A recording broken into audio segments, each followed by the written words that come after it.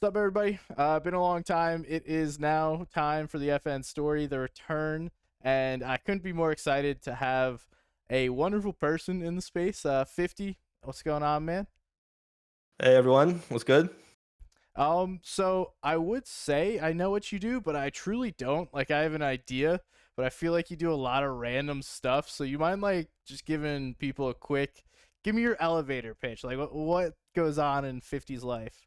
Yeah, so it's weird because I'm the same way. When people ask what I do, I'm like, oh man, like here's a whole MLA cited paragraph. But yeah, so officially I'm a manager. Like, and what that encapsulates is I work with all these players on being the best competitive players they can be. One, two, I help them all like with their just build up their brands and scaling it. And then additionally, like outside of esports, I run campaigns for a lot of different like media companies. So Sony, OVO, basically any and all record labels that want to enter the gaming space through campaigns and anything additional, I help out with. And then on the side, kind of when you're in the esports space and in a position like I am, you kind of have to be like a a therapist, manager, friend, everything in between, and just be a support staff for these guys as well. Because I mean, these are young kids, so you really have to guide them down the right path.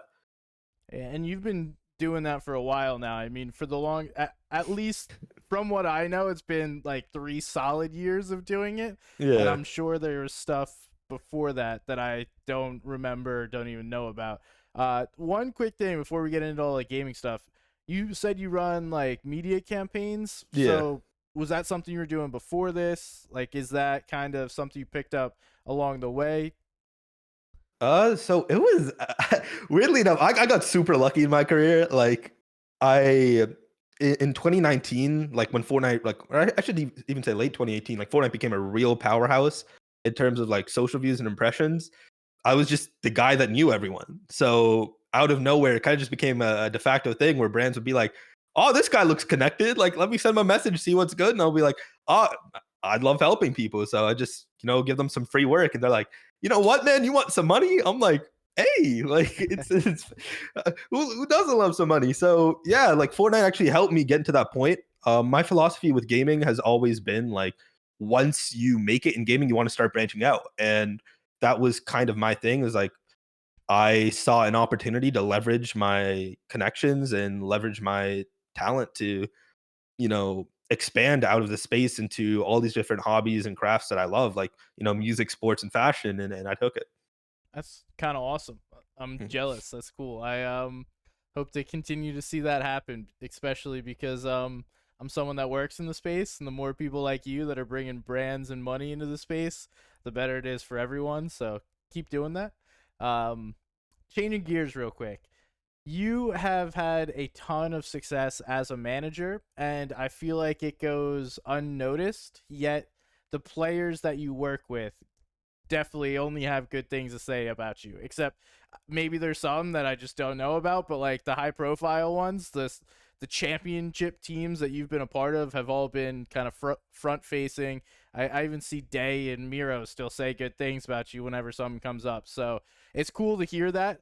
What made you want to like become a manager, especially in Fortnite, because this is such a young game. There's a lot of nonsense that goes on, a lot of bullshit, frankly, Yeah. that you probably have to deal with. Like, why did you even decide to follow this path? So weirdly enough, this is actually like a locked 50 lore. I'm about to unlock it for you. So in 2017, I was in H1Z1, like battle royale genre grandfather, let's call it, and H1Z1 Pro League's coming out, and I'm broke. Like, I'm only 20 years old. That's something not a lot of people know. Like, I was a lot more hidden about my age back, way back. Never lied about it, but was just hidden and approached or held myself to a higher standard. But like 2017, I was 14, 15 years old, and I was like, hey, I can't move to Las Vegas for this H1Z1 Pro League. So I had this old Oregoner. His name was Anthony Marquez on this organization called Impact Gaming, and he was like, "Hey, there's this cartoon game. It's called Fortnite. It's gonna grow as you grow." I'm like, "Hell no, I don't want to use that game. Looks terrible. I do not want to play this game." Like, nah, you're our battle royale like specialist, man. You gotta. I'm like sitting there, I'm like, oh my goodness. So quite literally, you can stat check this. First ever official Fortnite competitive team was founded and run by myself, this guy named Ink at Impact Gaming. Consisted of Winter, Vape Jesus, Jamok, and later on Pain. So first ever team. At 14, So 15 years old is yeah, when you joined 14, this. 15 years old. Okay. Yes. And this one, esports was not accessible for 14, 15-year-olds. It was like, if you were under, I wouldn't even say 18, if you were under like 20, 21, you were like, what the hell is this kid? Go to school. Like, but yeah, so I just took it there. H1Z1 was just dwindling. Pro League was a mess.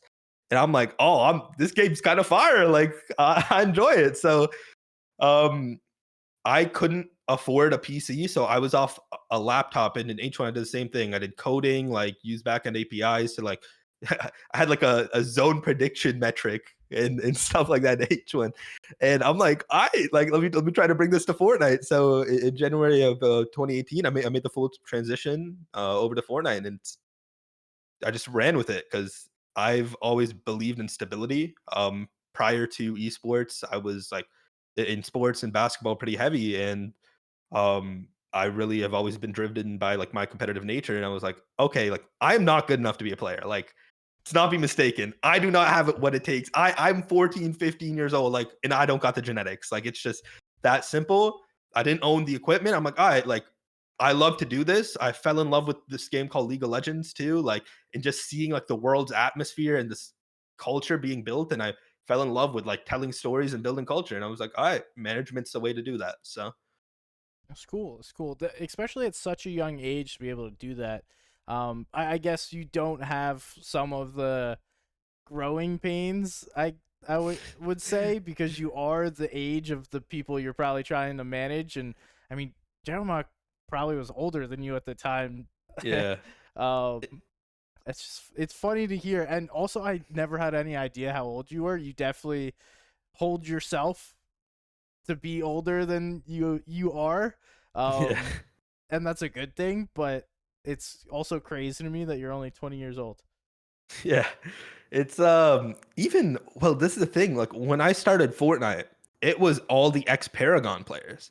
And so I don't even think they were under 18. The majority of them were over 18. I was age 15. And even on Impact, so when Fortnite started blowing up, we won the first ever like scrim league, which was step one scrims. Yeah. And we were the number one team, and we like doubled second place's points. But all of the players on my team were, I think, in their 20s. And so Tempo Storm wanted to buy out everyone but me.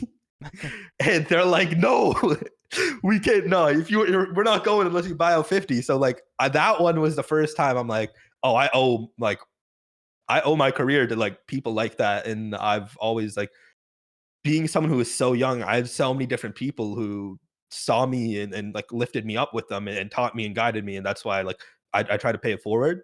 Um, but yeah, even to this day, like at 20, I still work with people that are like a lot older than me. So It doesn't change, man. I mean, mhm. being someone, I'm 28. I've worked with people. My best friend at an office place was like 55, and it's just, some people are awesome, some people suck. It's a Yeah, matter of like who you get along with and who you are to choose who those people are that you get along with. So, all right, so you started with Impact, and then it sounds like you went Tempo Storm. yeah, And then what was in between there? There was an extra trip in there. There's a TNA trip in there. yeah. So I want to say I left Tempo Storm actually like after like 2 months, 3 months. And it was that's when Epic started like supporting competitive. So like Power to Myth, like Myth did everything. Like he created the Discord initially. It was actually just called Stream Snipes, and like I started getting more of a role in like community management, and I realized very early on, Epic was not supporting organizations. I realized that very early on, and I was like, they do not need orgs. I think this is the first esport history where orgs like do not enter. And I was like, "Oh my goodness, like someone needs to like come in and bring the structure." So what ended up happening was myself, Crow.Wave, and Jamok ran the like huge, huge pro Discord that really like blew up Fortnite. And that's kind of I left Tempo to do that and like kind of work with the talent independently on, hey, you're a Fortnite player. Let's have you stream and have you do this like YouTube strategy to grow out your brand. And like, because I was the one, I was basically the manager running all the pro scrims and everything like that. I'd have organizations like Energy, 100 Thieves, Luminosity Gaming, and basically that entire 2018 era. If you were signed to an organization, I would get a message from the org owner, the COO, whoever it may be. Hey, who should I sign? And I would give them I kept stats on the back end. Here are the stats. Here are our top teams. Here are our top performers. These are the guys you should go after. And I love doing it. So for the entirety of, I guess, 2018 through the end of it, that was generally what I did. Okay. So first couple of years you're kind of just doing your own thing, like Yeah. bare barely old enough to be a manager, but learning how to be a manager along the way, and then you're running scrims. And then we go into like the biggest year of Fortnite's career in Yeah. 2019 with the World Cup. Yeah. And how do you transition to kind of running scrims to becoming a manager? Because I would imagine it happened during 2019. Well, no, it happened in 2018 still, because I mean the tempo. I kind of skipped over a whole part. So throughout all this, I was coaching too. So like I was coaching all these like players. I coached like Fake Jesus, like basically like every player that was in the skirmishes would sit down and I'd have a VOD review with like sometime or the next. So um there was just a lack of understanding of core battle royale concepts and just the fundamentals. And like I said, I came from H1Z1 and I was a coach and manager there too. So it was just like, hey, here, I'll help you out. But yeah, so I was doing like independent coaching while all that happened. And then in late 2018, I couldn't go to PAX because I actually got I lost with Fortnite at its like peak for competitive. We had like King Richard, Ninja, all these different guys, and I actually got doxxed and swatted Oh, at the airport jeez. in before PAX West. So I didn't go to PAX. I actually stepped down from my pro Discord responsibilities, but then I actually switched to more like BTS work with organizations at that point because I was very much so in the public eye. That's when we were doing like scrim Q snipes, and you could hear it, 3, 2, 1 Q. Like that's my voice. Like we literally coded my voice into the bots too. Like, um, but yeah, so like I joined RBK in late 2018 for TwitchCon. I actually competed at TwitchCon as well, and then I started working with. I think this when I started taking it more serious, I guess, and seeing it more of a career. Elevate and Cease were the first team like I really like I'd say work with and like helped with all the managerial things. And then that was my first ever LAN win in Fortnite. I won a bunch in H1Z1, and then I won a bunch of skirmish weeks as well. I think I won like 4 skirmish weeks. But like as a LAN win, that was my first WSOE 3 Fortnite. I think it was in Huntington Beach, California. But yeah, so 2019 hits, and I'm like, Fortnite World Cup announcement, 100 million. I'm sweating, man. I'm like sitting there. I'm like, oh my goodness gracious, like what the hell just happened? And I still like I got my first PC then, and I'm like, yo, let me try to get some money here too, like try to qualify. And what ended up happening was I actually didn't end up like doing anything too crazy in the peak of Fortnite. Like that's actually I'd say when I had the least because that was my senior year of high school and or sorry, my junior year of high school. And I was like, oh, I can't really do much like organization wise because all these orgs were starting to like relocate their managers. And that's when I think the esports boom like really started. Right. So I was in talks with like, you know, all these big orgs, 100 Thieves, FlyQuest, Liquid. How old are you? I'll call us when you're 18, man. Like, and I'm like, oh yeah, no, it's not looking good. So I went really grassroots, and then me and my old friend, his name was Flores, we started this like collective called Bloom. And Bloom was like a West friend group, and the way it actually started was I used to go undercover on alts on FNPL. I'd create an alt account, alt Discord, and I'd act like no one knew who I was because I was a manager. I didn't want to like get into pro scrims just because I had connections. So like to play, I'm a firm believer if you're a coach of the game, you still have to play it or understand at a high level. Right. So I would play it, and I met him, and then we started playing FNPL together. And then we founded this team and put like these two guys named Peace and Persecute together on it. Started doing well in pro scrims. I stepped down, he stepped down, and then one of them, like I think they watched a video with like the Q snipes because they used to post it. Hear the Q pop, they're like, "The hell? That's my alt account, it was just orange. Like, that was just, like, the fruit. I was just, like saw one next to me. Like, "That's orange." Like, it's just me and yeah, so we started up this brand or collective, how you wanna call it, and we created, like, this, kind of the system where unknown players that weren't even in Pro Discord would come to us. We'd help them refine their gameplay, mentality, their brands, and then they'd come out the other side, like, being signed to tier 1 organizations. So we had Riverson, Peace, Persecute, Falconer, like a bunch, Scented, all a part of that in really, I'd say early 2019, and Harryons as well. Yeah, I remember those days. The Yeah. Bloom days were Yep. interesting. And a good group of players. So I have to ask you, like, you're what, 17 at this point? Yeah. How are you mature enough to like even think about these things and then be mature enough to present them to a way that helped these people? Because by no means, like, Falconer got signed to 100 Thieves, like Riverson got a deal. Scented obviously is super successful. Mhm. How are you able to, as such a young kid, have this kind of foresight and understanding of a space that really has no blueprint?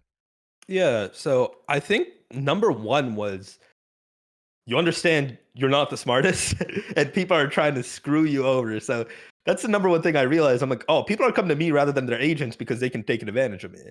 So like shout out to a lot of people like Chris over at Evolved, JJ. Like there was a lot of people that I'm like, guys, I'm smart. I'm not a lawyer. Like, we need to read these contracts over. Like, and these guys would do it for free because they, you know, their philosophy was like, I'd help them get some more clients, but still, like, legal fees cost a lot.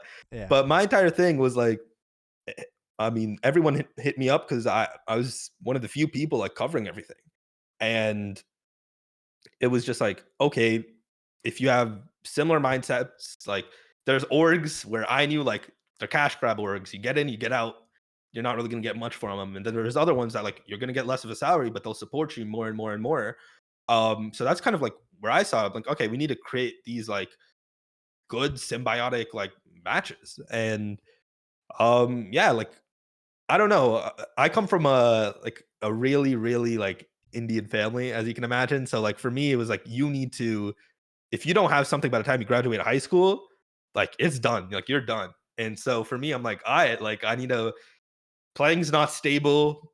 Managing, I mean, nothing in esports is stable, but at least managing, you can have like you're on payroll, so you have monthly income as a baseline. But yeah, that's kind of just how I saw it. It's like I saw I grew up in the generation where I got like half of like no internet, and then half of it was like, oh, YouTube's blowing up, and Vine's blown up, and I realized I'm like, oh, everything online's measured by views and impressions. So let's get these views and impressions going.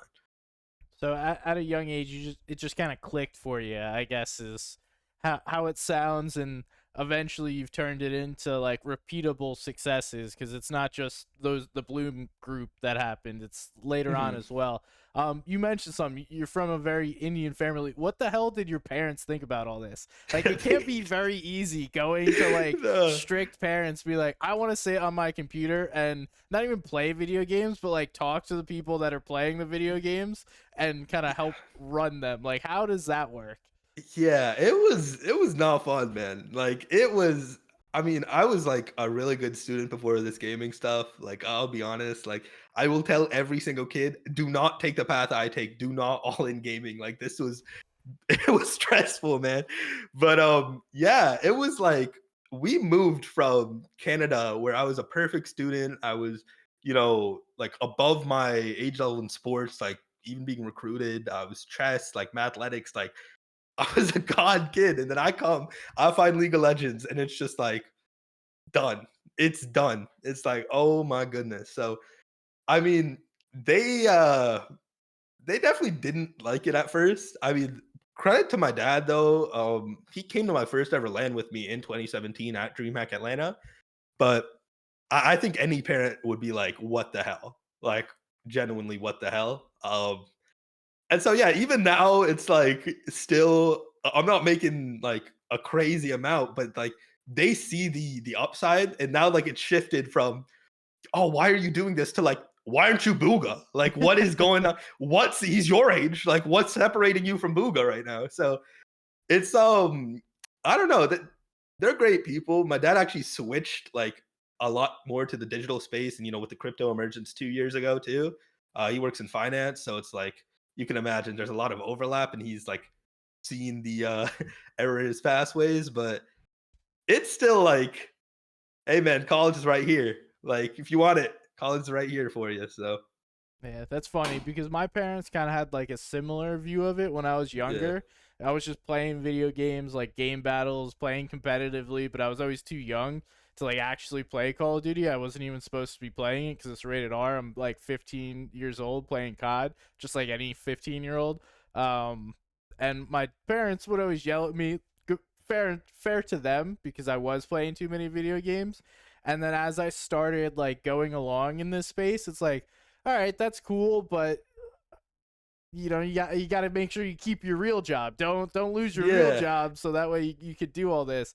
And then like I really do believe that it changes people's perspective once you start actually making money from it. It's hmm like one thing to be following a passion, and then it's a whole nother thing to show one to yourself because that's huge that like you can realize, oh, this actually can be a career, but then also to like the people that kind of support you and are around you in your life that, oh, okay, this is a viable career path, and maybe I don't know what the hell is going on, but I'm here for it just because this is something that you like. And um yeah, that's how I've kind of seen my own parents go about it, is they've yeah, been not as supportive up front, but more like, dude, you need to make sure you take care of your shit, not playing video games all day. And then like yeah. you show them that this is also something, and then they become much more supportive. So this is like what's hilarious to me is like I had the worst timing, I think, in career history because I couldn't play skirmishes because I was literally like I think 1 day too young.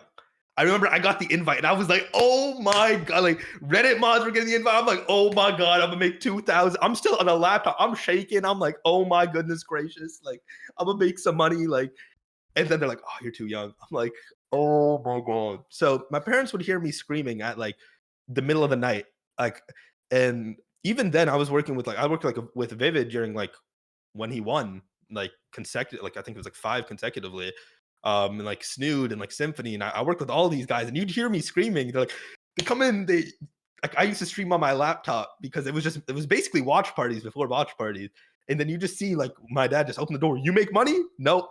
Close the damn door. It's like, why are you yelling? I'm like, all my friends made money. When are you gonna start? I'm like, oh my goodness gracious. I didn't make a dollar from esports until 2020. So all of peak Fortnite, I didn't see a morsel of a penny. Like I didn't see nothing. So I can understand their perspective. Even World Cup was the worst because it was. I think it was Sunday nights too.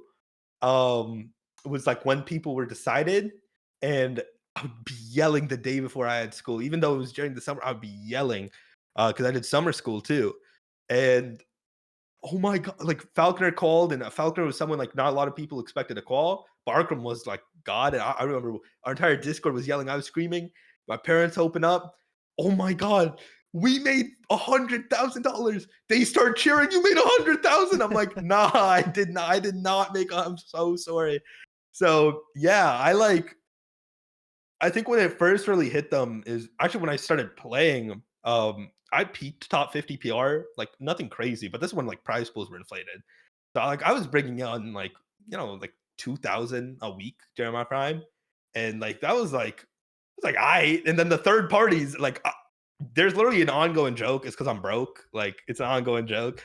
Anytime there's a third party like pro am or anything like that, I turn into boob. Like it's just it's a thing that happens. I've like around I think 50K now in third party earnings. But like even the Samsung tournament most recently, like Pilkey and Epic Whale were playing. Like they needed one non-pro. I'm the best probably non-pro in my opinion to play these things.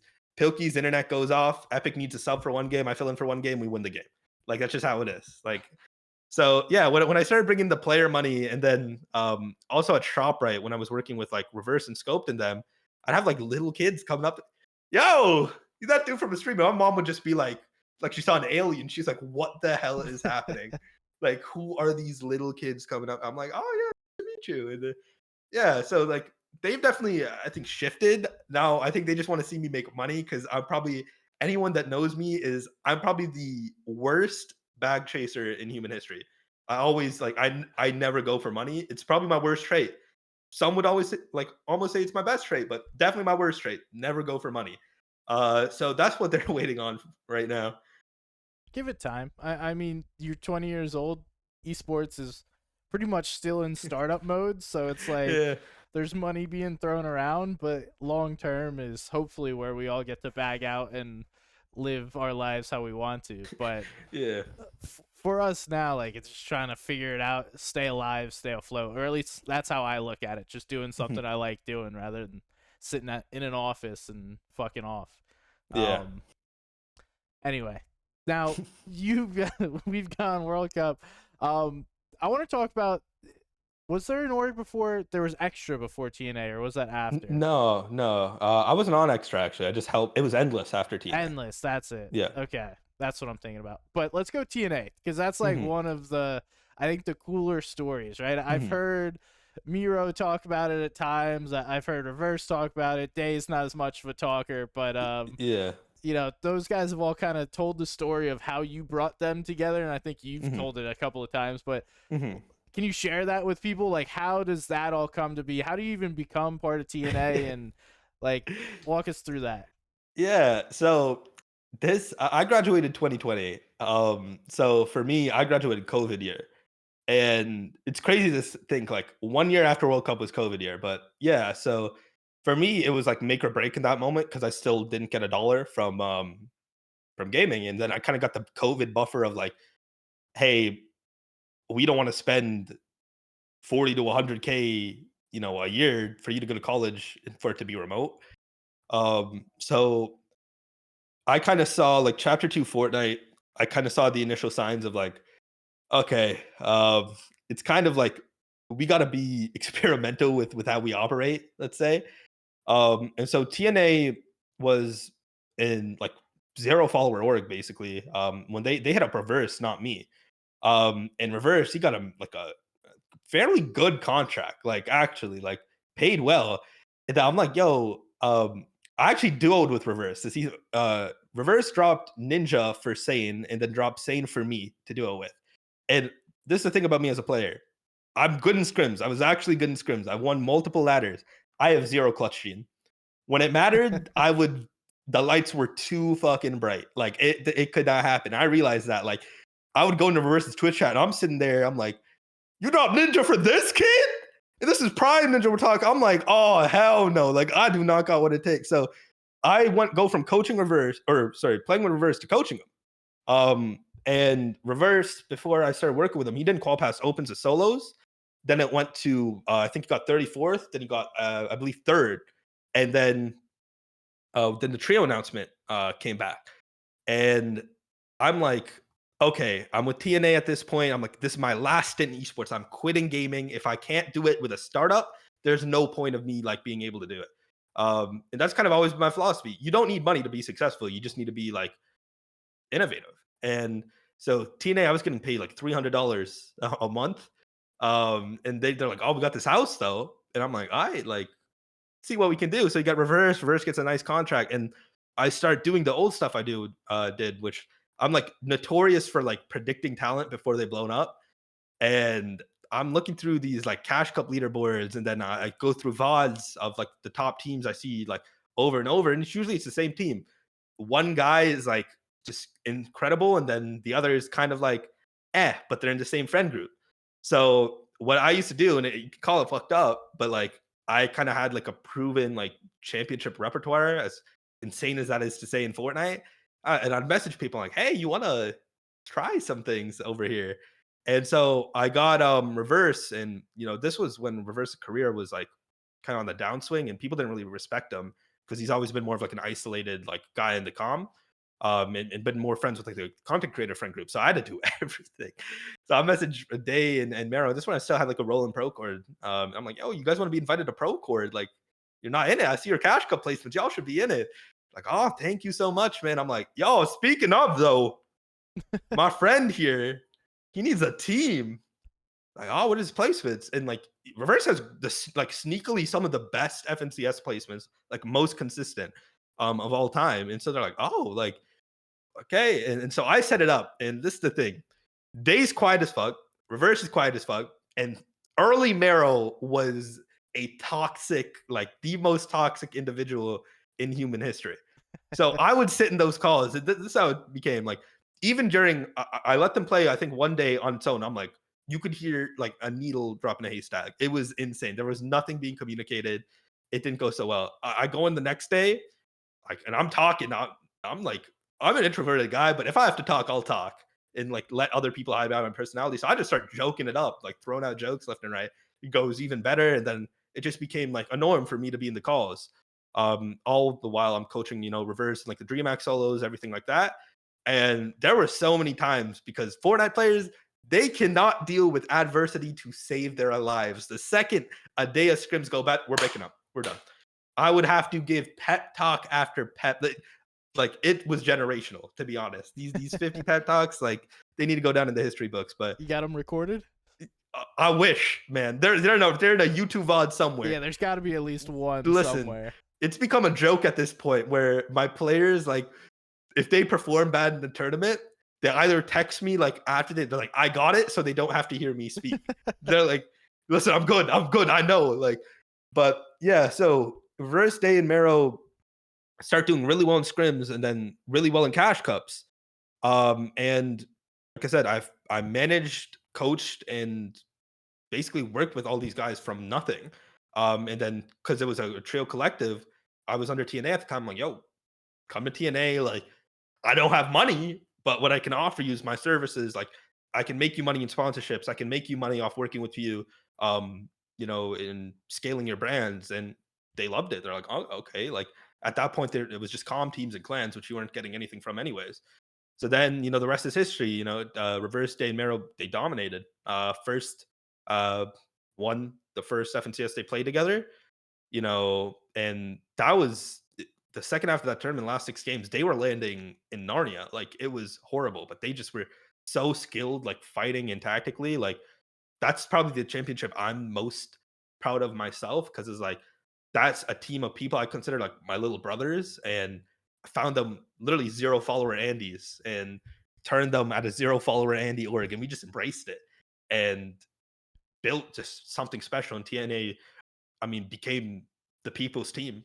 We were beating out teams like Liquid and all these like major tier 1 orgs on engagement because people resonated with our story and what we did.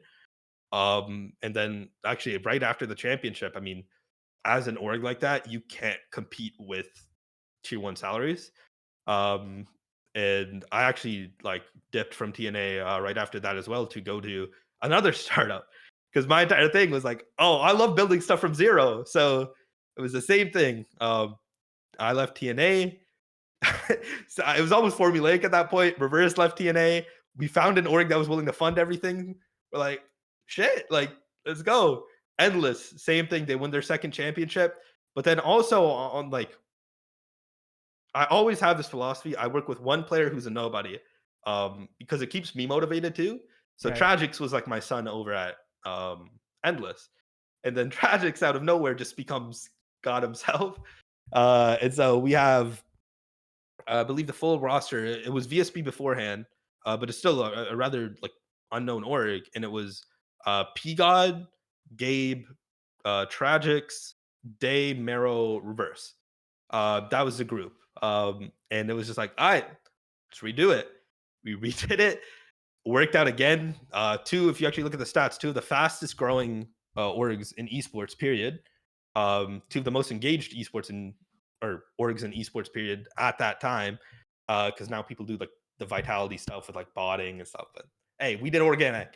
And now it's there I was like, oh, I'm still broke. Like I don't have anything. So I left VSB, and that's when I went more into the music side, and I started working with like labels, and that's where, like I said, I got a terrible philosophy. I'd tell people because I just wanted to work, man. Like even to this day, I just want to work. So like even though like I was generating people like millions, billions of views, like man, I'll do it for free.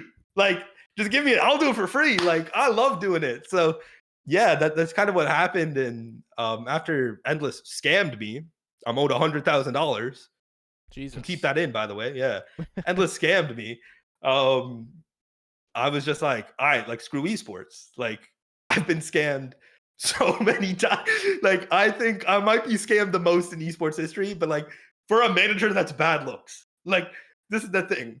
I will always like take the sacrifice. Like it's almost a martyr complex at this point because like all my players were getting paid, and like the way the guy who's handling our books was like, oh, international like wire transfer limits. Like I can only pay so much. I'm like, oh, pay the player. I'm fine.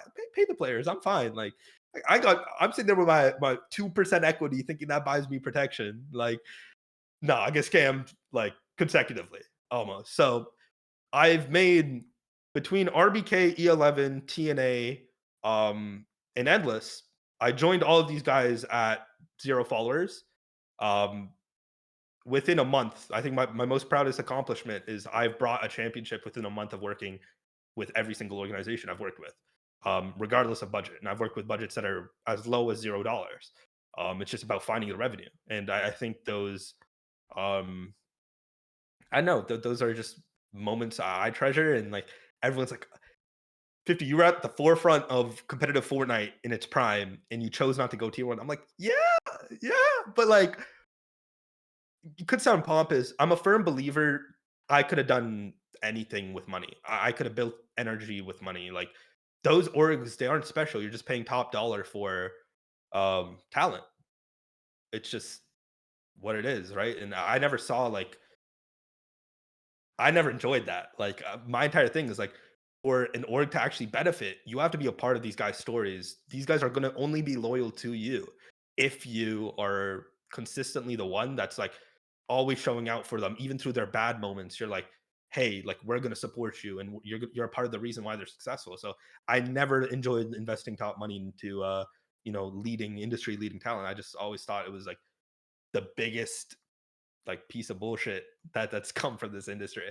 So yeah, I don't disagree with you. I think we've seen. I mean, Sentinels right now is a great example. They have like yeah, the biggest team, the biggest players, and although their like financial report, the reporting on it was kind of bullshit. That like yeah. they're just gonna fall apart. Yeah, I'm sure that CEO has millions of dollars that he could throw at the org if he wants to keep it running. But that's besides the point. You don't really just want to throw all your money at one person. There's a lot more value in kind of the things you just talked about. Um, Mhm. First of all, I have to call you an idiot. Like, dude, what are Yeah, you yeah, doing? Like, you had an yeah. opportunity, and you still do. You're working with Dig or were, and there was a lot of success there as well. So just look after yourself every once in a while, please. Like for me, Yeah. um, don't because people will see that you are someone that can be taken advantage of, and you will Mhm, continually get taken advantage of. I'm sure you're much better about it now. mhm. You've learned things happen.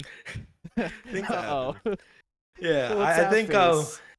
yeah, it's, listen, I'm just an idiot. Like, we'll leave it at that. Like, I've always had the worst philosophy in the world. It's like, oh, if I change who I am for someone else, that means the person screwing me over won. No, change who you are, folk. Like like I'm gonna be 60 years old. I'm gonna be wondering where my pension and 401k went. Like, I never got it. Listen, like it's just who I am. Some people in life, man, like I'm just an idiot. Like I don't deserve money at this point. I'm just losing money. Like, but yeah, I think now for me onwards, it is a lot more about like stability because I think where my mindset's changed is like I invest a lot of money into my talent, like out of pocket. Because if I want these guys to act like celebrities and act like professionals and treat themselves to this like higher status, I they gotta feel like it. So listen, at dinners, man, this dude Acorn I took him to this nice rooftop panoramic views of downtown Dallas at sunset. beautiful, minimum of $250 per person, right? And that's coming out of my own pocket. Now I'm broke. Like, don't get it twisted. I'm broke. Like, You can't be but that I broke if saved you're up paying just, for dinners like bro. that. I saved up just enough from sponsorships. I ran a really, really, really great. I think who was it? It was a Taco Bell campaign, and I was feeling good. I was like, oh, yo, everyone eats. This dude Acorn.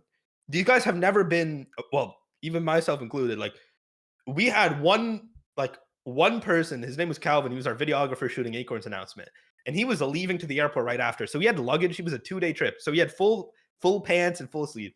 It was a jacket, long pants type of place. So everyone pulls up in shorts first off. So we go into this dude's luggage. We're pulling up like short or like long pants, like, and we're distributing them around. I'm the odd man out because I'm double XL, like nothing's fitting on me. So I go to, like, I think it was a Goodwill or something. I was going somewhere, like, closed. I take a 30-minute trip to Target, come back, like their appetizer stuff haven't gone out. I'm like, oh great, like I can eat. I found out Acorns used my budget. He's bought a lobster, a steak, a pasta. And I'm sitting there, I'm like, I didn't even eat. I didn't even eat. I'm like, I hope you're enjoying it. But yeah, like, all that to say, I'm a generational bag fumbler. Like, you will never see me with money. It's a curse at this point. Bro, you're hanging out with some of the richest people in Fortnite too, and you're paying. Listen, Booga Acorn, baby, my man, you gotta Booga get is, him back. bro. Listen, I go up to Booga with dinner with Booga, Duke, and P God. It's not even on. They invited me. They invited me. I left my wallet in the car. I'm sitting there looking at. Are you left it where? You left your wallet where? I got a rib. Like, I didn't get nothing. They were getting steaks. I got short rib. Like, sitting here looking $3.92. Like, oh hell no, make me pay. Magically, oh no, it was in my pocket the whole time. I was done. I was done. But yeah, man. They listen. If any of them are reading this, we have like an ongoing This is the thing. I never make them pay me back because like it just becomes a hassle. Yeah, But like, pick up a meal, man. Pick up. They got to start picking up some meals for me. just one time, at Just one least like time. one time a piece. Kind of get your boy 50 back for all the That's what hard I'm work saying. he's done. Yeah. I do want to talk more about the players you're currently working with. Yeah. Uh, is it mostly Kanata and Agers, or is that just like Hmm. the Yeah. So forefront? it's well, P God's like back. So it's Kanata, Acorn, Agers, Okay. and P God right now. Kanata is probably like my crown jewel right now. Like, just he's incredible. Like, he's very polarizing. Like, you either love him or hate him, and there's genuinely no in between. But I started working with him. I'm not gonna lie, at the Invitational, I see Cubex. I'm like, what the hell? Like, what is going on? And I see, if you remember, they had that sharpied out. They had that sharpied out. Yeah. And then I was like, what is this org? Like, what is going on? Right after DreamHack Atlanta, and it was the most unbelievable in my years of working with organizations, the most unbelievable thing I've ever witnessed. Cubex Gaming, 12-year-old kid, yo, go start tapping. Like, Kanata's in the middle of DreamHack solos. Go start tapping on his shoulder and L dancing in the middle of the tournament, recording the video. And I'm like, what? Your own org, you're in the finals of a tournament. Your own org is just sabotage. Like, I could not. So at that point, I'm like, can I ask him? He's like, bro, please, and please help. Security, like anything, please. I'm like, all right, like let me try to work with you. And going into, I mean, there was nothing for the end of that year. I got COVID. I somehow get COVID every time. I don't know. I got COVID. January comes around. I was like, yo, can we work together? I'm like, fuck yeah, we could. Yeah, let's get shit going. And so, he was kind of like, I mean, I think Kanan is the best person in front of a camera in the entire Fortnite com. Um, I would I agree. think he's not afraid to be embarrassed. So he's down for anything. So even while he was banned on Twitch, and I mean, competitive players don't really provide value anymore. Like, just being strictly competitive, I'm like, shit, like, you need to sign this guy regardless of everything. Like, you need to sign this guy. So we kind of had our February at Dig was crazy. We had Buga and Kanata, which is like literally the Fortnite goats. Like, both joined the org, but then it was like, how the hell can we get this guy unbanned? So, but our first week, because Kanada's a notorious Grants choker, notorious. I mean, our first week with him signed, he gets second, which was his best placement um, ever. And then, kind of that downswing in the middle of the year, the Valorant demons, they get to everyone. They do get to everyone. And then, for this FNCS, I'm not gonna lie, getting unbanned on Twitch, this dude, he shape shifted into a different player. He's like, oh, I need to win grands. I can't do anything but win grands on stream. And so he just that's all the motivation he needed. So yeah, I've been working with him and just like for example, like the TikTok strategy we've been implementing for him, we've had him get I believe it was like 16 million TikTok views just in 1 week. Wow. So it's just like we his videos and his content, it speaks for itself. I'm not gonna act like I'm doing anything special. His personality is the easiest to work with in Fortnite, but him, Adrian's I'm more proud of is like very mellow, monotone guy. But like even he's getting content out and it's performing really well. And we're doing like scheduling kind of like these content events like the Jeff and Kanata like content stuff. And then even like last week we had like the Agers dropping Kanata. And then it was like who was it? Kanata and Poyo versus Agers and Yamzo, like who would do better? And like just creating these storylines because that's ultimately my opinion what Fortnite's missing is these storylines for viewers to track and everything like that. So just these content storylines during the off season just to have some fun. So yeah, for those guys it's been great. And then P God, it's just like getting them back on track competitively because the Spanish community they're missing someone to be honest. Like Shelty, Alige, these guys aren't top players like they used to be. Same with P God, and so it's like okay, I think now is the window of opportunity for any Spanish player if they start streaming in Spanish and they're consistently making grands you can just blow up. But for him, we've gotten his viewership back to like the two, like to 4,000. So it's been super rewarding. And I think, you know, this next step for me, I think the most bittersweet thing of my job is like I make well-oiled machines. I don't want people to be dependent on me. Like my entire thing is like once I've done my job, you don't need me anymore. Like you really don't. Like I'll bring you sponsorships and everything like that, but your entire brand should be working by itself. Um, I'm just a piece of that. And for me, I've realized for the first time in my career, I want to step out from behind the scenes because I've always been the person holding the camera, and I want to be the narrator now because I feel like I have a lot more perspective, and I've been in the scene. I'm genuinely the longest active member of the competitive Fortnite community. Like I've been here since before Monster. That's like crazy to say. And everyone jokes around, even like Luga jokes around. He's like, "Vinny, you might be like the most unsuccessful person that's still here from." I'm like, yeah, I might be, but at the end of the day, like I quantify how much I've done by the people I've helped, and I can say I've made over 50 people. I've created like generational wealth for 10 of them. I've created, you know, a sustainable career over 6 figures a year for the other 40.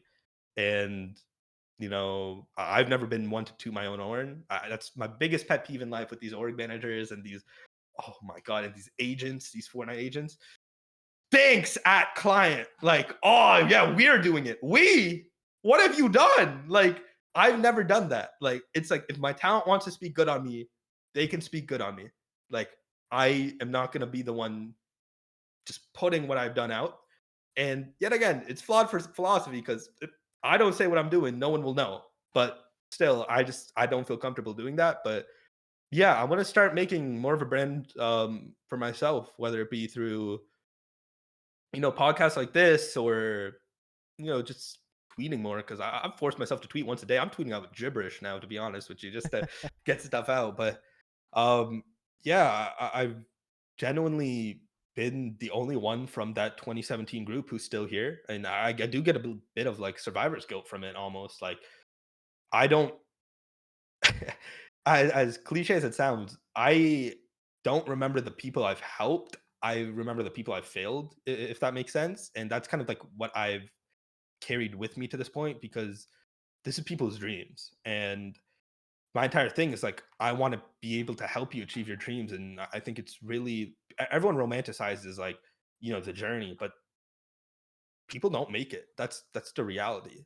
Like Most people people don't. won't make it. Yeah, yeah. Like most people don't make it. You have 1 to 2 maybe years at max where you can all in this. And my biggest fear for anyone is thinking what could have been if they put in the right time and effort. But I've been in those calls because in Fortnite there's a lot of like I mean it's a gaming space. There's a lot of super like fishality and um you can't really trust people and these are young kids so you can't really like confide in anyone. So I've always been the person that's talked with like even people I don't know of like, okay, what's next? Like, let's get real here for a sec. Like, if you're not making money and you need it, or you know, you're past your prime, like we got to find you something else to do. And as much as like those things break my heart, which they do, those are conversations that need to be had.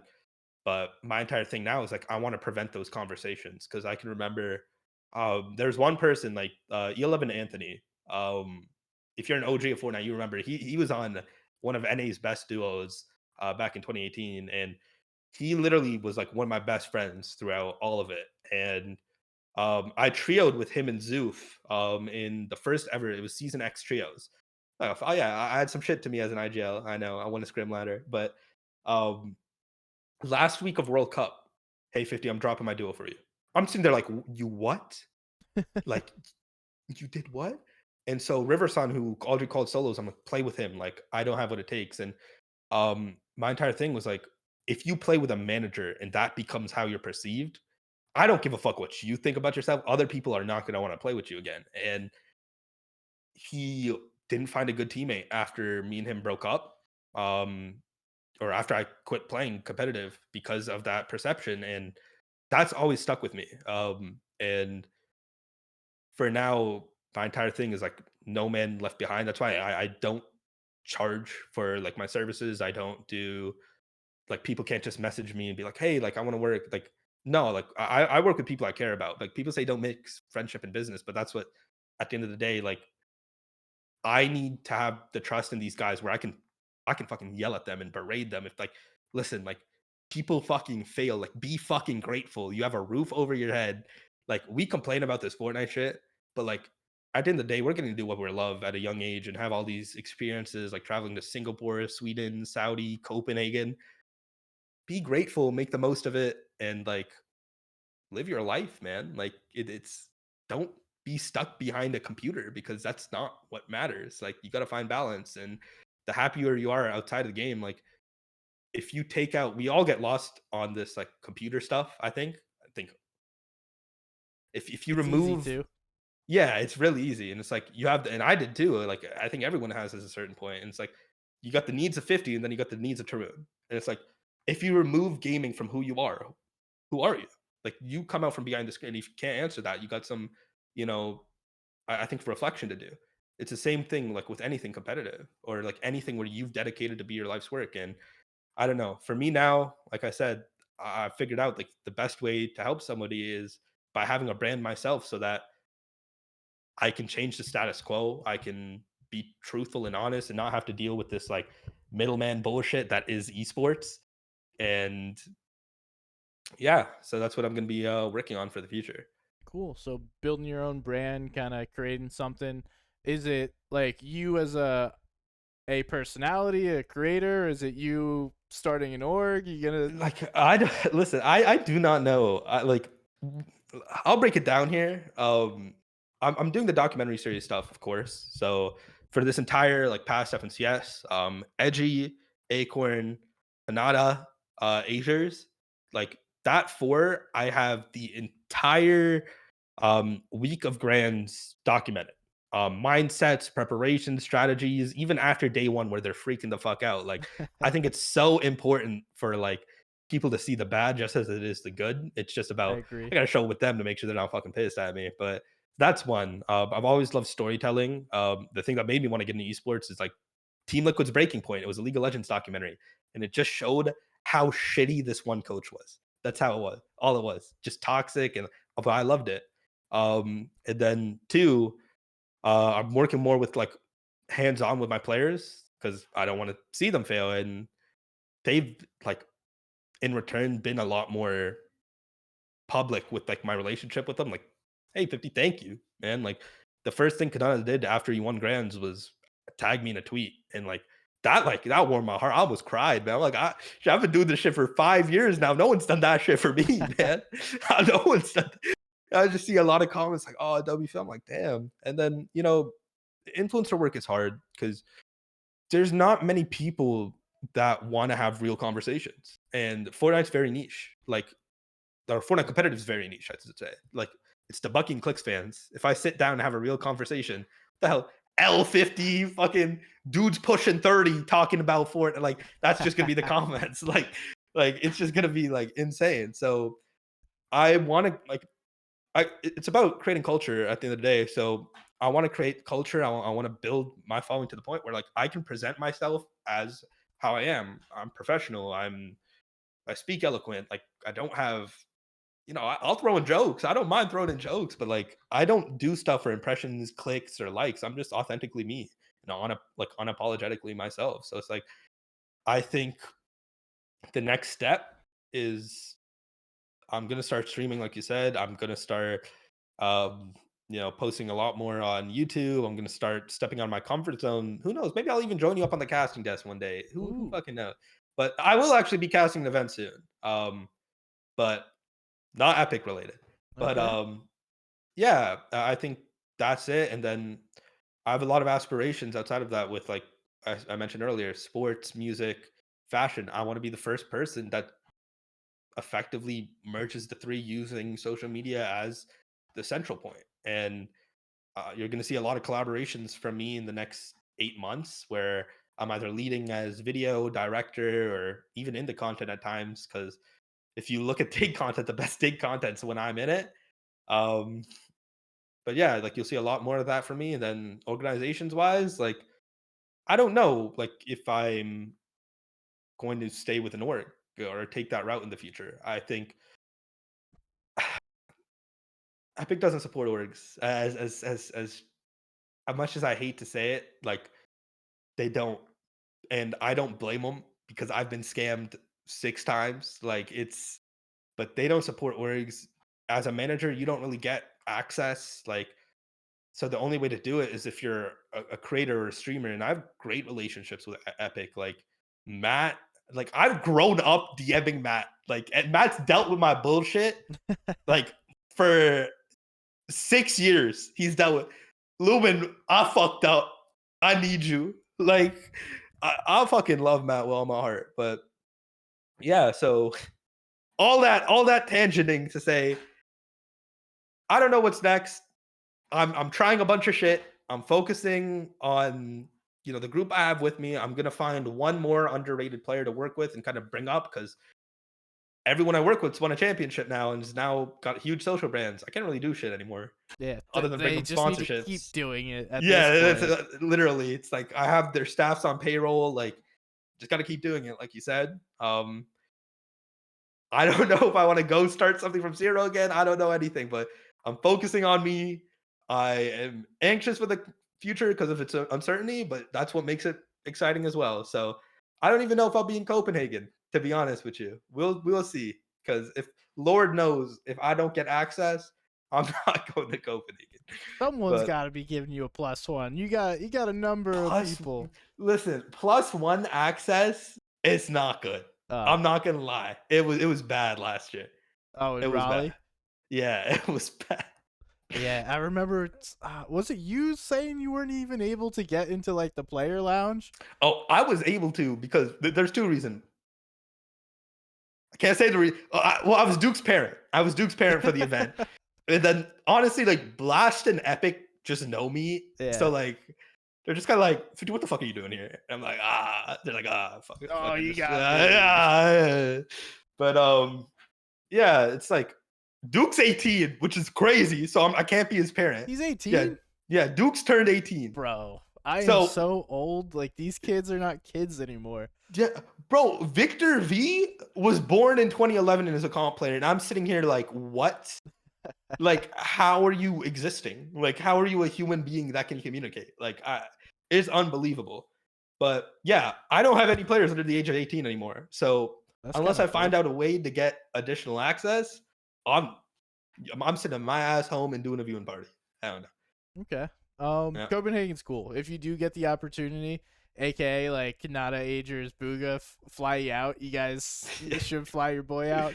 Um, I like Copenhagen. Been a number of times for Mhm. the Blast Studio and for broadcast and stuff. It's awesome. Great city. Expensive. Don't get me wrong. Yeah. Definitely Yeah. expensive.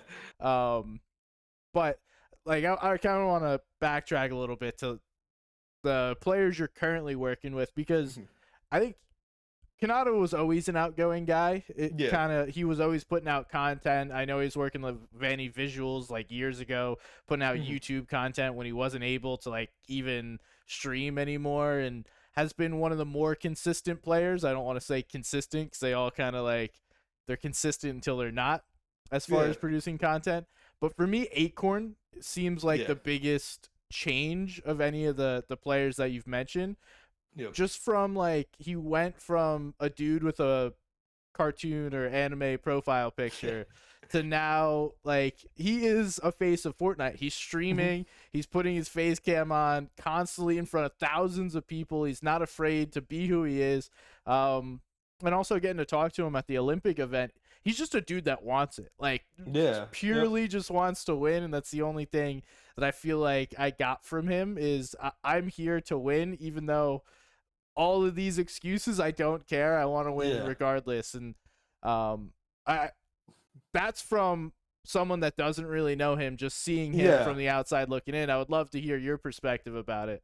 Yeah. Like Acorn's always been the most confident. I don't think he's arrogant. Like he verges that line, but he's been the most self confident person like I've met. And for me, kind of like there was this book I read when I was younger. It's like bringing out the alter or like embracing the alter ego. And I tell these guys, I'm like, whether it be streaming, whether it be playing, there's this 1% of you that wants to do it, and you need to just expand on it for whatever time you're doing this activity. You need to bring that 1% out of you. So for him, it was like he wants to be. I mean, he wants to compete, and I told him Fortnite's gonna not gonna like competitive Fortnite is not going to last unless there's a reason for it to last. Unless top players like yourself are putting out content, making stuff, creating names for yourself, making it interesting for viewers to tune in. Because as the way it stands, if we had no Acorn and Kanata in the North American like landscape right now, we got Bucky and Clicks. They're not good. Like they're Epic not good doesn't want examples. them to be the Yeah, face. yeah. We know that. Epic's not pushing them. And honestly, I'm surprised Bucky hasn't gone banned on Twitch, to be honest with you. Like, Man's that's wild. yeah, it's wild. But we need more positive faces. And I told him, like, straight up, like, man to man, I'm like, listen, you got 2 years. I mean, Acorn just turned, I think he just turned 20.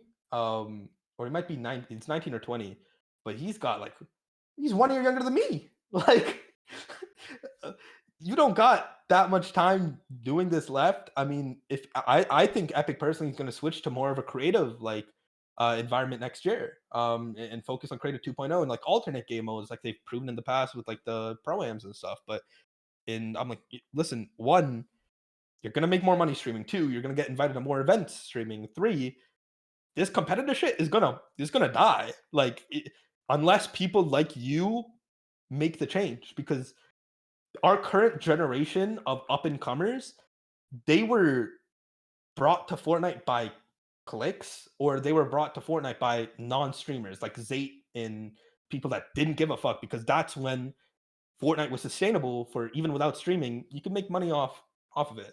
Right. You can't do that anymore. So if the next generation, like I'd say 1, 2 years from the line, they're gonna be on Acorn, Kanata, see these top competitive players who've won FNCS on stream, and they'll make an effort themselves. So he understood that. He's very religious as well, and I respect it. Like I love him all the more for it, and he understands like the responsibility he has as a like a person of power in the community to affect change, and that's why that's where the shift's been. But since he moved back home, Acorn, you got to start streaming again, brother. Like he's like this dude. It's literally a cycle. We're all at the Dallas house. Oh, everyone's grinding, all great schedules. They come home, oh, it's done. It's the Val demons, I'm telling you, man. The Val demons, they get to everyone. Well, it's also like these guys deserve a break. They They just do. did hardcore gaming content for 3 months, Yeah. live their life in front of a camera for other people to enjoy. Yeah. Like, I'm okay with taking a couple weeks, enjoy it, and then go back to Yeah. it. You're their boss, not really, but like Yeah. you're their advisor, so you figure that shit out. But it's cool to hear that those two Agers, or I guess three Agers, Kanata, and Acorn, and then now also P God for the Spanish speaking community, Mhm. are understanding the position they're in and the ability they have to create change within the community, because Yeah. I've been a big proponent of we are in like the second golden age of competitive Fortnite right now. And one of the big reasons is those two, Acorn and Kanata. We have Mhm. two of the best players streaming everything, putting Yeah. everything on YouTube, making content outside of that, and we don't get to see that. Like in the past, it was Mongrel doing this. Like that Yeah. was the name, that was the guy. We had Tfue before that. He was the guy that was streaming everything, not only doing it but doing it at a high level. And it takes a special person to be able to, one, compete at a high level, and two, be able to entertain while competing. Like what Kanata did this past FNCS, I think will be one of the most memorable pieces of competitive Fortnite. Mhm. Yeah. So I'm really glad that they've stepped up to it. I'm glad that they have someone by their side that has been able to help them, and I'm glad that you continue to take on the things that you've done. I know you say you keep screwing yourself over, but you're learning so much as a young man to be able to really strive later in life. So I'm grateful that there's someone like you in the space. So keep doing what you're doing. Is essentially what I'm trying to get Yeah. at. I appreciate that, and likewise. Last thing I'll say: North Carolina, full on perspective change for a lot of these pros. Acorn, the moment I didn't even work with him at this point, but there was this like little girl. I think she was like 8 years old with her dad, like holding on to his like sleeve, and she was so scared. She was the sweetest little girl I've like, so innocent, and she was like, her dad was like, "Excuse me, excuse," like you remember that line outside like the players' tunnel? Um, it was like where the meet and greets were, and then there was like the curtain that separated like the where Oh yeah, Monster yeah, was. yeah, yeah. Yeah, and so like the players came out after the event, and like Clicks was there, Cypher, all these guys were doing like their meet and greets, and this guy like or like big like I'd say like 30-year-old like buff as hell, pushing all these guys out the way, just goes to Acorn. And he goes, "Are you Acorn?" He's like, "Yeah." He's like, "Oh, my little girl here, she's the biggest Acorn fan in the world." And Aw. I just like I almost I was like, "Damn, bro!" Like I saw Acorn's eyes, and he was like, Like I couldn't believe it, and like a moment like that, like gets so ingrained in your head, and you know, you look at the stream numbers, and you're like, "Oh, I only have 30 viewers. I only have 40 viewers." Those are 30 human beings that are putting in their time that have you like, it's insane. So I think with Lance coming back, we're gonna see a lot more. I'm praying my 2024 wish list, more third parties. This year we saw a lot with Red Bull and DreamHacks, but I hope they get more Epic supported and we see more both domestically because we didn't really see much Yeah. domestically here. But those moments and those experiences, the stage, the light shows, the crowd chanting, and then the meet and greets, the face to face after, where it becomes real and not just behind a screen, that just means the world. And yeah, I'm just hoping for more of this next year. I think we will.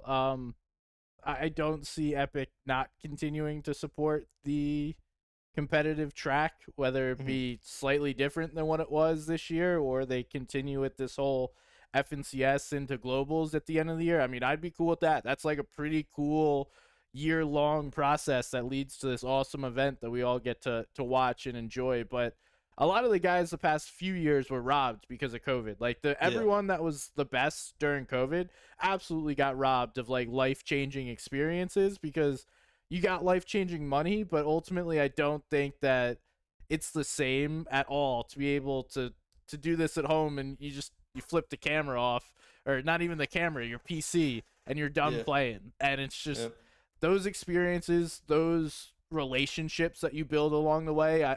Every other game has tons of community built around it. People show up to events, and it becomes more than just a video game. It becomes a place where you're going to see friends, going to hang out.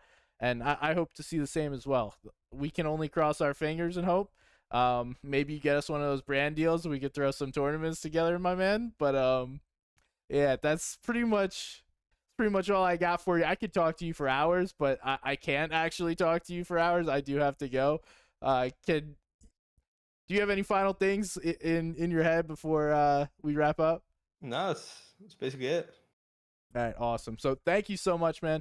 Tell everyone where to find you. And oh wait, one more question. Are you working with the mousepad company? Because you have Oh TMC yeah. in your name. Like Yeah, yeah. The mousepad company. Listen, we've got big things planned. I'm not even gonna lie. I've been dropping the ball. Like we were traveling for 3 months. Like I haven't done anything yet. But this next 6 months, you're gonna see a lot of cool shit and content coming from us. But yeah, you can find me at twitter.com/50TARUNS 50 Torrens and Twitch, probably the best place. Twitch.tv/50. I'm OG. So 50 spelt out, guys, not spelt the out. number Yeah. 50. Yeah, awesome. Thank you so much, man. Good luck. I hope to see you more in the future. Get to chat. I hope whatever you do next is successful. I imagine it will be. And thank you, everyone listening at home. Appreciate you.